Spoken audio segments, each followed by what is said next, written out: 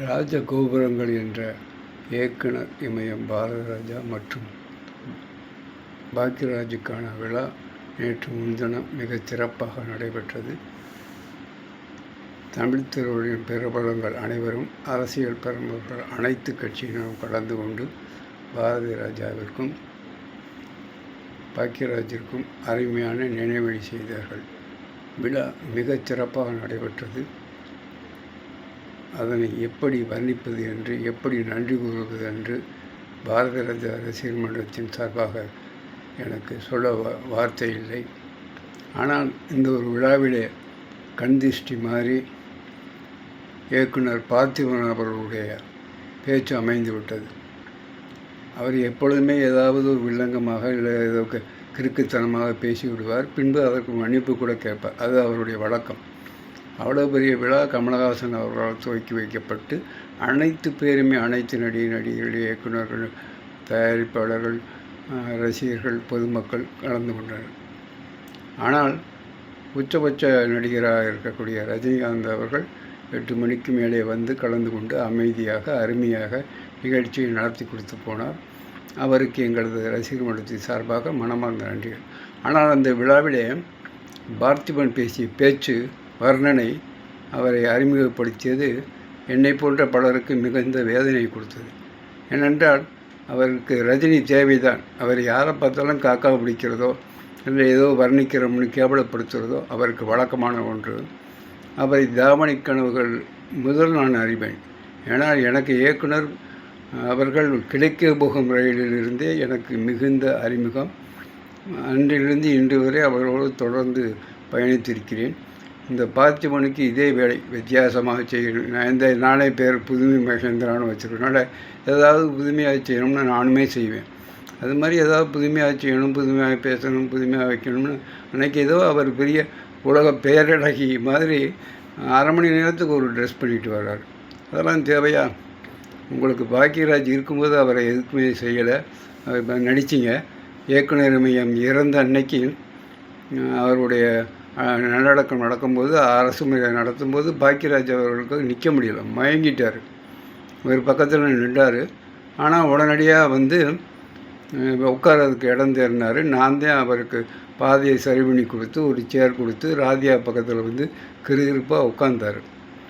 உட்காந்துட்டு எல்லோரும் நிகழ்ச்சி முடிஞ்சோடனே நாங்கள் எல்லோரும் கிளம்பிட்டோம். போய் பக்கத்தில் ஒரு 10 அடி தூரத்தில் இருந்த ஹோட்டல், ஏன்னா அன்றைக்கு முழுக்கும் யாருமே சாப்பிடலை, போய் சாப்பிட்டோம். அங்கே பார்த்தா அங்கேயுமே வெற்றிமாறனும் பார்த்திபனும் தான் சாப்பிட்டாங்க. எங்களோட சாப்பிட்டாங்க. கூட ஹலோ சார்னு பேசணும். அப்படி இருக்கும்போது அவர் பாக்யராஜை கண்டுக்கலை. ஏன்னா பாக்யராஜ் போய் சுரந்தவர் என்ன ஆனார், எப்படி போனார் அப்படிங்கிறத, ஏன்னா அவரை கூட்டிகிட்டு வந்திருக்கணும். அவ்வளோ மயக்கமாக போய் உட்காந்தார். அவர் திரும்பி கூட பார்க்கல. நிகழ்ச்சி முடிஞ்சு எப்படா போய் சாப்பிடும்னு ஹோட்டலில் போய் சாப்பிட்டுட்டு என்ன பண்ணாருன்னு தெரியல. இவர் எப்படி வந்தார்னு அது எனக்கு தெரியாது. பாக்யராஜ் யாரோட வந்தார், அதுக்கப்புறம் என்ன ஆனார்னா அந்த கூட்டத்தில் ஒன்றும் தெரிஞ்சுக்க முடியல. ஆனால் அதுக்கப்புறம் அவரே சொல்லியிருந்தார், அவர் இறந்த பிறகு தான் அவரை நான் பார்த்தேன் அன்றைக்கு. அதுக்கப்புறம் நான் அவர் உயிர் இல்லாத உடம்பாத்தான் பார்த்தேன்னு சொன்னார். அந்த 10 நாள் 15 நாள் அவர் அதுக்கப்புறம் தேட முடியல, வச்சு பேச முடியல போடுவாருக்கு. அப்படியேப்பட்டவர் தான். என் உயிரோடு இருக்கும்போது அவருக்கு கூப்பிட்டு வாங்க சார் நிகழ்ச்சி முடிஞ்சிருச்சு, நம்மளாம் போய் சாப்பிட்டு கொஞ்சம் உடம்பை சரி பண்ணணும்னு சொல்லலை. இவரை வெற்றிமாறன் மாத்திரம் வந்து அழகாக சாப்பிட்டுட்டு எங்களோட அமர்ந்து சாப்பிட்டுட்டு கிளம்புனாங்க. எதற்கு சொல்கிறேன்னா, அன்றைக்கி மேடையில் ஏதோ இவர் தான் பாக்யராஜுக்கே வாரிசு மாறுதி, இவரை விட்டால் பாக்யராஜ் இல்லைங்கிற மாதிரி. அன்றைக்கி வந்த ஊராமே பாக்யராஜுக்கும் பாரதிராஜாவுக்கு தான் வந்திருந்தாங்க. அப்படிப்பட்ட பார்த்திபன் நான் வன்மையாக கண்டிக்கிறேன். இனிமேல் இது போல் நிகழ்ச்சிகளில் நீங்கள் தான் பாக்யராஜுக்கு வாரிசுங்கிற மாதிரி சொல்லாதீங்க. கண்டிப்பாக இல்லை. அது நீங்களும் ஒருத்தர், அவ்வளோதான். வாரிசுதாரனா என்ன பெரிய இது? நீங்கள் தான் அவர் குடும்பத்தை காப்பாற்றின. அவங்களுமே ஏமாறுறாங்க. பூர்ணிமா, பாக்யராஜும், சாந்தனுமே. உங்கள் புகழை வளர்த்துக்க நினைக்கிறீங்க. உங்கள் புகழை இனிமேல் வளர்த்துக்கிறதுக்கு என்ன இருக்குது?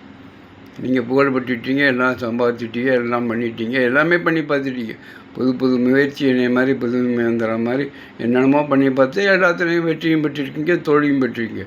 அப்படி இருக்கும்போது அவர் உச்ச நட்சத்திர மேடையில் வச்சு நீங்கள் பேசிய அந்த வர்ணனை ஏற்றுக்கொள்ளக்கூடியதா? காலையில் 8 மணிலேருந்து நிகழ்ச்சி நடக்குது.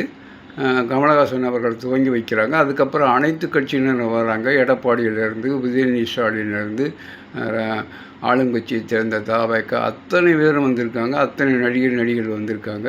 அந்த நடிகை கூட மேடையில் இருக்காங்க. அவங்க இறங்கினோன்னே நீங்கள் இவரை கூப்பிட்றீங்க. எப்படி கூப்பிட்றீங்க? இதுவரைக்கும் கலை இல்லாத நிகழ்ச்சி இவர் வந்த பிறகு தான் கலை பெற்றிருக்கு அப்படின்னு அவரை காக்கா பிடிக்கிறதுக்காக சொல்கிறீங்க. ரஜினி உச்ச நட்சத்திரம், அவருக்கு ஏகப்பட்ட ரசிகர்கள் இருக்காங்க. அதில் ஒரு 100 பேர் தான் மண்டபத்துக்குள்ளே இருந்தாங்க. அது எனக்கும் தெரியும். நாங்களும் பாக்கியராஜுக்கு ரசிகர்கள் இருந்தோம், பாரதி ராஜா ரசிகர்கள் இருந்தோம்.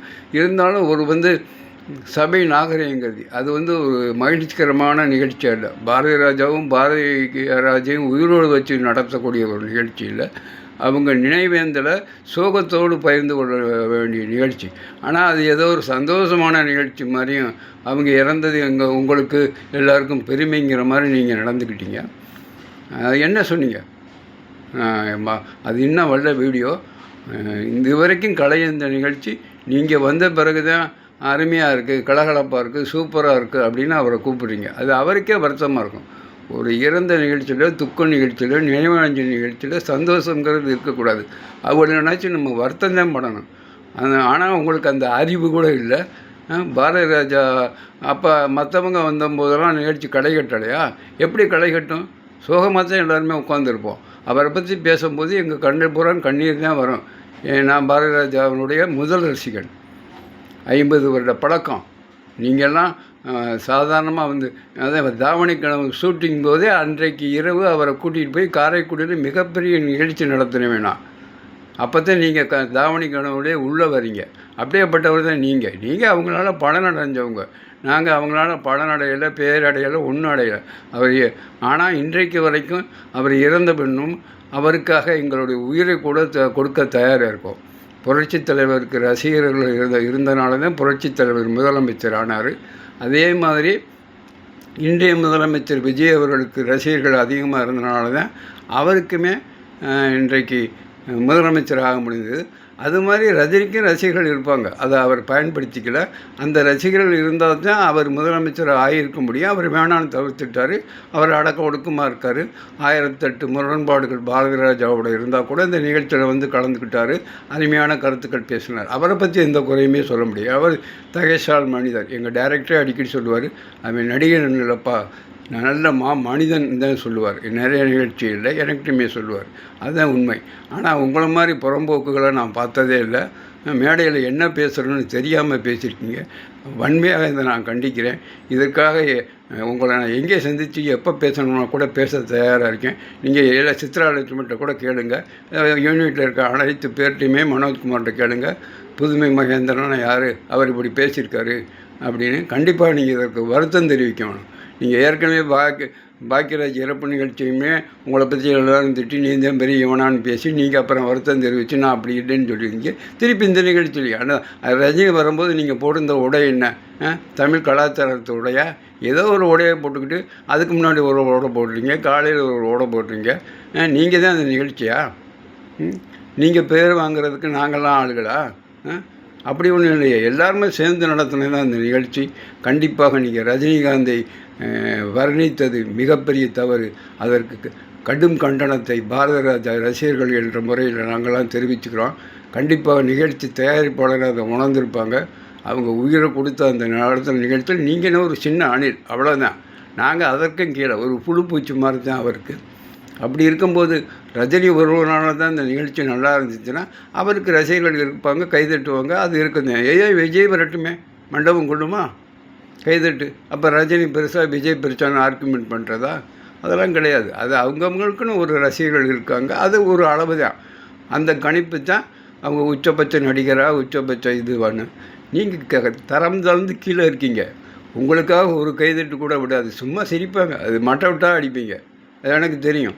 நீங்கள் சொல்கிற விட்டு பூரா மிக மட்டமான விட்டாக இருக்கும். அதை ஏதோ சிரிக்க வைப்பீங்க, ஜொல்லு ஒடிப்பீங்க பெண்களை பார்த்தா. அதுதான் கட்டின மனைவியோட வாழ தெரியாது. நீங்கள் மற்ற பெண்களை பார்த்து ஜொல்லு ஒடிப்பீங்க. அதை சரி மேடை நாகரிகம் கருதி அவங்களும் அதை ரசிச்சுட்டு போவாங்க. அதனால் நீங்கள் ரஜினிகாந்தை பற்றி நீங்கள் வந்ததுனால தான் இந்த விழா சிறப்பாக இருந்துச்சு, நீங்கள் வரலைன்னா இந்த விழா சரியில்லைங்கிற மாதிரி அர்த்தத்தில் பேசுகிறதை வன்மையாக கண்டிக்கிறேன். இதற்கு சரியான விளக்கம் நீங்கள் கொடுக்கலைன்னா தொடர்ந்து உங்களை கண்டித்து மிகப்பெரிய ஆர்ப்பாட்டத்தை எனது தலைமையிலே நான் நடத்துவேன் என்பதையும் இதன் மூலம் உறுதியாக சொல்லிக் கொள்கிறேன். நான் புதுமை மகேந்திரா பாரதி ராஜா ரசிகர் மன்ற தலைவர். உலகுக்கே தெரியும், ஊருக்கும் தெரியும், உங்களுக்கு வேணால் தெரியாமல் இருக்கும். உங்கள் பாக்கியராஜுக்குமே தெரியும் என்னை பற்றி. அவர் திரைப்பட உலகிலே வந்த ஆரம்ப காலகட்டத்திலே அவரை பற்றி நான் கடுமையான கருத்துக்கள் தெரிவித்து ஒரு கடிதம் எழுதினேன். கிடைத்த 5 நாட்களில் அதற்கு மன்னிப்பு கடிதம் கேட்டு, நான் அப்படியல்ல, நான் இயக்குனர் சீடன் என்று எனக்கு கடிதம் அனுப்பியிருக்கிறார். நீங்கள் எல்லாம் பிறக்காத ஒரு காலமாக இருக்கும், இல்லைன்னா நீங்கள் சினிமாவில் சுற்றித் திரிந்த காலமாக இருக்கும். அந்த காலத்திலே எனக்கு அனுப்பின கடிதத்தை இன்றைக்கும் வச்சுருக்கேன். இதே கையெழுத்து தான். வேணால் உங்களிடம் காண்பிக்க நான் தயாராக இருக்கிறேன். அப்படியாப்பட்ட பாக்கியராஜும் நல்ல மனிதர். ஆனால் அவர்கள் பெயரை சொல்லி நீங்கள் இந்த உலகத்திலே எங்களைப் போல ரசிகர்களை, பொதுமக்களை ஏமாற்றக்கூடாது. அது பொதுவான நிகழ்ச்சியில் ஏமாற்றக்கூடாது. நீங்கள் பேசியது தவறு தவறு தவறு என்பதை வன்மையாக கண்டிக்கிறேன். அதற்காக எந்த எதிர்ப்புகள் வந்தாலும் அதனையும் சந்திக்க தயாராக இருக்கிறேன். உங்களை வன்மையாக கண்டிக்கிறேன். நிகழ்ச்சிக்கான அவமானம் நீங்கள் மட்டும்தான் என்பதை தெரிவித்துக் கொள்கின்றேன்.